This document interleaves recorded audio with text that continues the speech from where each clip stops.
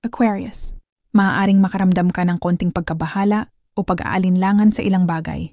Ngunit ito rin ay magandang pagkakataon para magmuni-muni at linawin ang iyong mga saloobin. Subukang huwag magmadali sa pagpapasya sa emosyonal na usapin ngayon. Sa trabaho daw may mga pagkakataon na ang iyong mga ideya at kakayahan sa pag-organisa ay mapapansin. Pero maging maingat sa pagsagot o pagkuwarenta sa mga alok. Suriin muna mabuti bago mag-commit.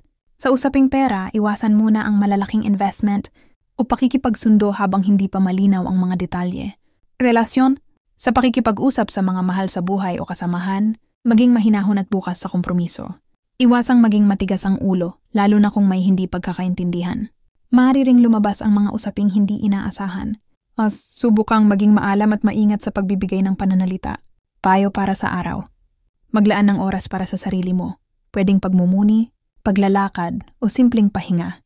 Huwag magmadali sa mga pagpapasya. Makinig sa iyong intuisyon. Madalas ito ang magsasabi ng tamang daan. Sa usapin ng relasyon, maging mahinahon at maunawain.